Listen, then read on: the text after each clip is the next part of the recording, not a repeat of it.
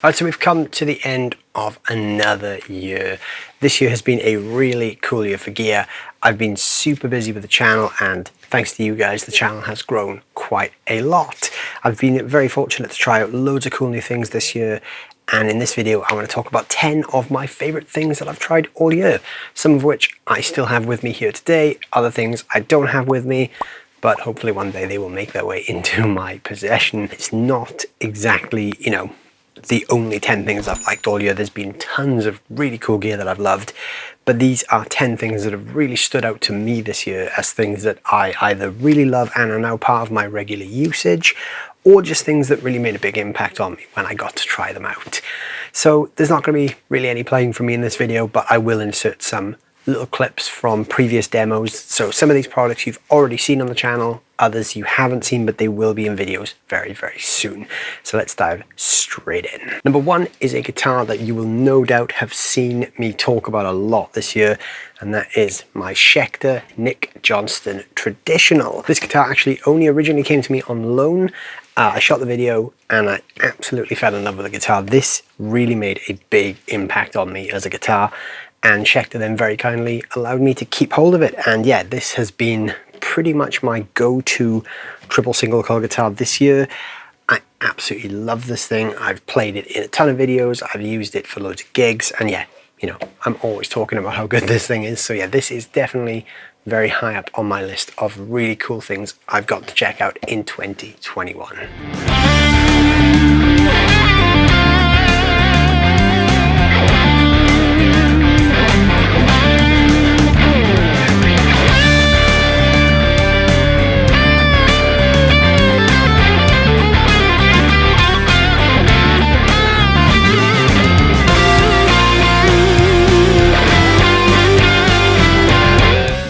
Number two is something I haven't actually posted a video about yet, but there is a full-length video demo coming very soon on this.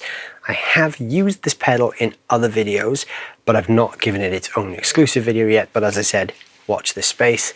That is the Wampler Belle. This is Brian Wampler's take on the classic Noble's ODR1 with a couple of his own little tweaks in there.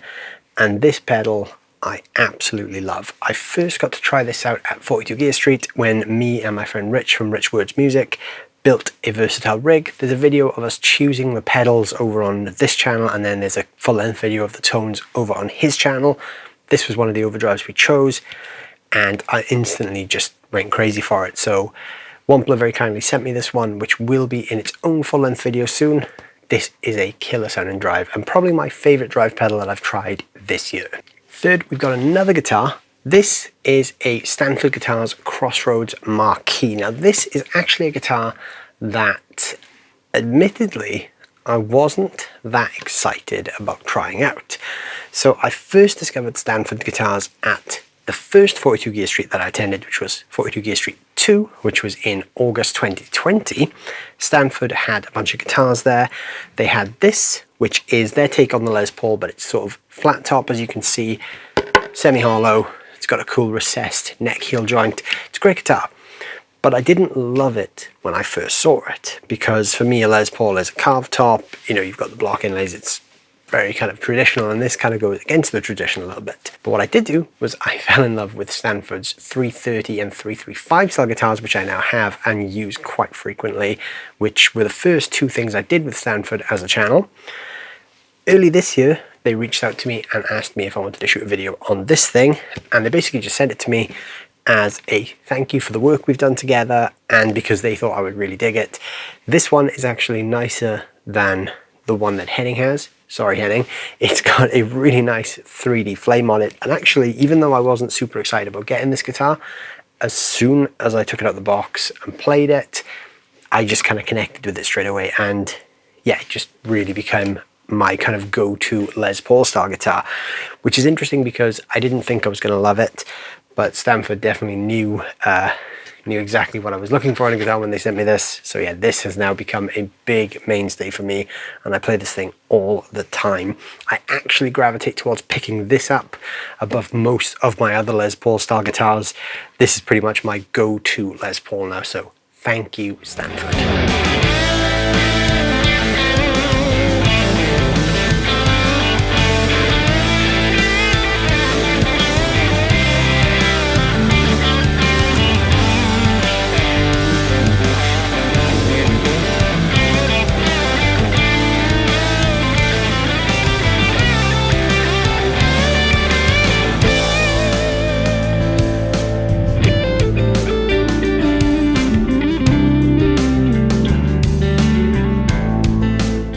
For number 4, we're going to get very affordable, the Harley Benton Fusion 3.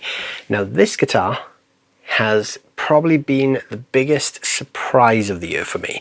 So I tried a couple of the Fusion 2s at Hennings, thought they were great, liked them. I've played a bunch of Bentons anyway, so I knew that they were pretty decent guitars. Reached out about doing a demo on one of these. This came through. So this is actually a brand new guitar to my collection. I only actually shot the demo for this maybe like 2 months ago. This has blown my mind. It's £300, comes with roasted maple neck, stainless steel frets. This is a great guitar. This has probably been the biggest surprise of the year because again, I knew it was going to be good, but this more than exceeded expectations.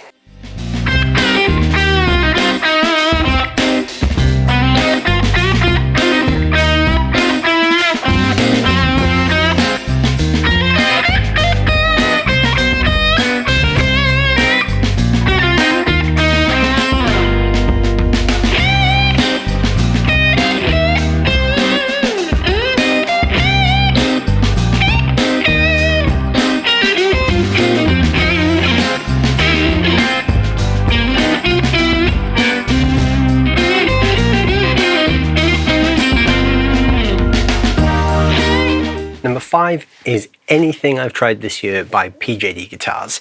Now I've used them a bunch in videos at 42 Gear Street. They made quite a few appearances on the channel, and I did go up to their factory up in York recently and shot a factory tour and interview with Leigh from PJD, which is a really cool, fun video. If you want to see how those things are made, go check that out. Those guys are making some seriously amazing guitars, but unfortunately I don't have one here. So let's hope we can fix that problem in 2022 because I definitely need to get a PJD in my collection.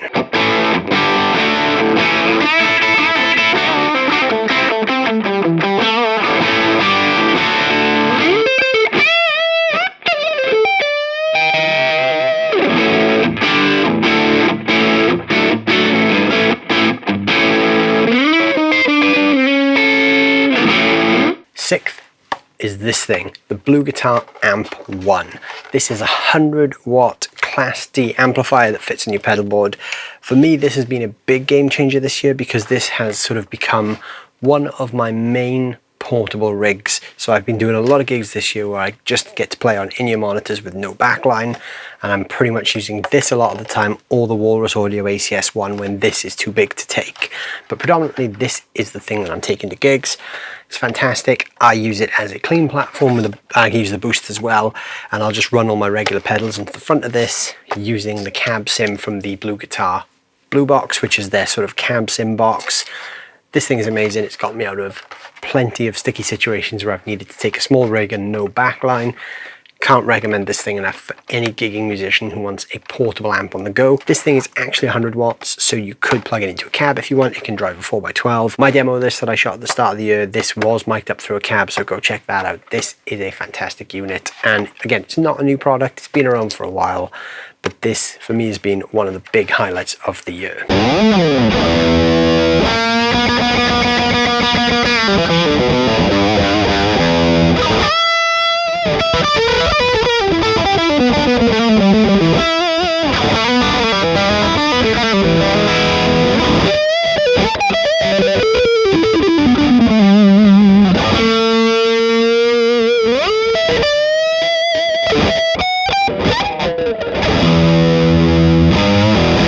Seventh, the Ceriatone Centura. Now this, again, it's a clon style pedal.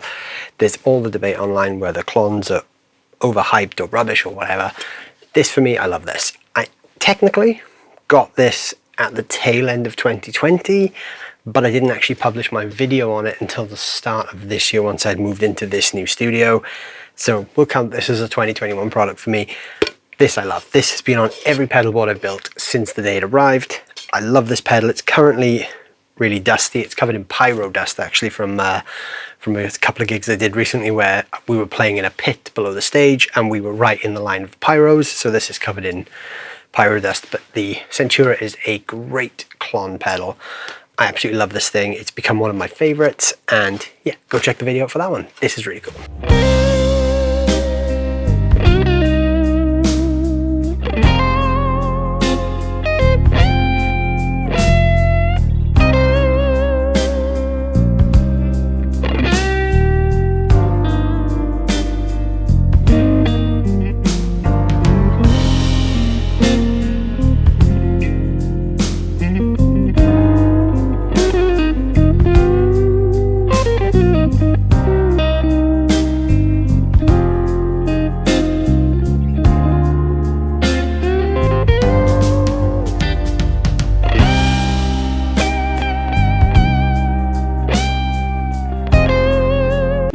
the Surfy Industries Surfybear Classic. This is a spring reverb tank. You can hear it rattling around as I'm talking. It's a real spring reverb tank built off the circuit of one of those old Fender ones from the 60s, except it uses J-FETs instead of tubes. This has pretty much been in every single video I've done where I've used a real amp. You usually find it sat on top of the Blackstar over there behind me, running into whichever one of the amps behind me that I'm using. This is pretty much always on. I love real spring reverb. This has been a big game changer for me, finally getting a real spring reverb that I can use. And yeah, this has really changed my perception of digital spring reverb now, because since I heard this, digital spring reverb does not cut it.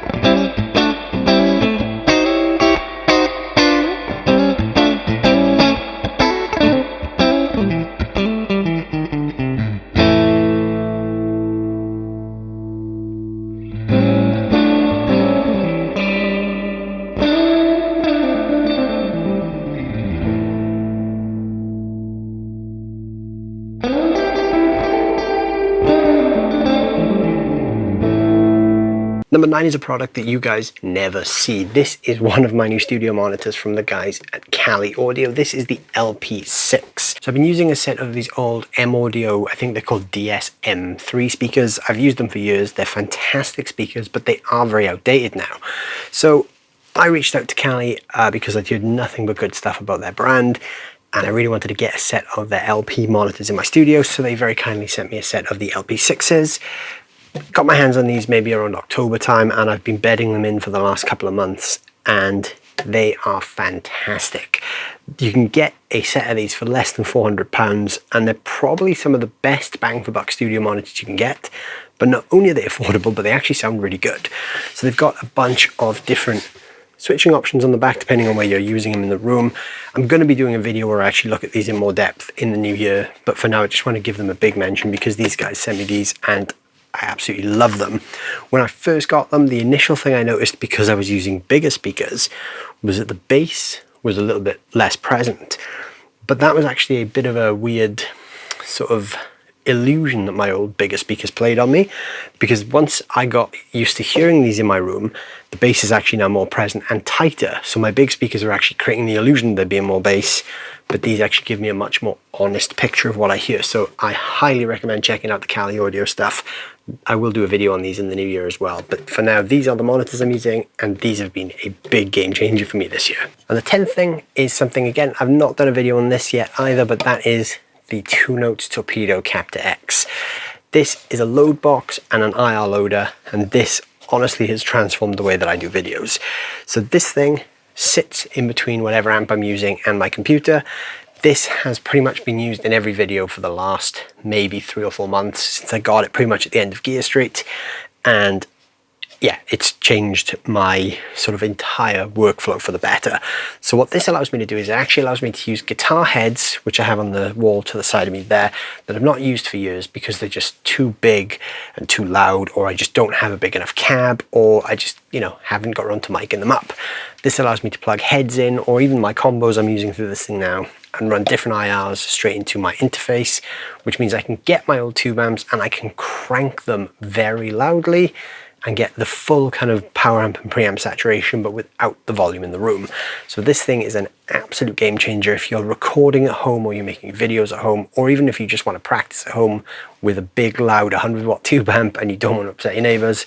This is an absolute game changer. So I will be doing a video on this as well in the new year, but this is something else that has really changed my game this year. So there you go, there are my top 10 products for 2021. These are things that I've gotten hold of this year or tried out this year that I've either really connected with, or have just completely blown my mind, or benefited me in some way, like the new speakers and the 2-Notes Captor X. These are all things that I absolutely love, and I just want to extend a big thank you to those brands for the support and the help and everything else to get the channel where it is. And also, like I said, this list isn't exclusive to these 10 products. Everything I featured on the channel this year I've really liked. So a big thanks to all the brands that have supported me this year as well. Go check out all the videos from the year if you've got time, because there's a ton of cool stuff, not just these products. And a few of these things, like I said, I haven't done videos on yet, but there will be videos coming up very, very soon. And the only thing left to say is thanks to you guys. So obviously you guys are the ones watching these videos, supporting the channel and helping it grow to where it is today. So without you guys, I could not make these videos. So big thanks to you as well. If there are any brands or products you'd like to see me explore in 2022, let me know down below. If they're brands that I've not yet worked with, I can try and make those connections and bring you those kind of videos that you'd like to see. So let me know down below what products and brands you'd like to see me connect with in the next 12 months. Thank you as always for the support. If you're new here, please consider subscribing and get involved in the comments as well. I love hearing what you guys think about the videos, and I will see you in 2022. Thank you so much for watching.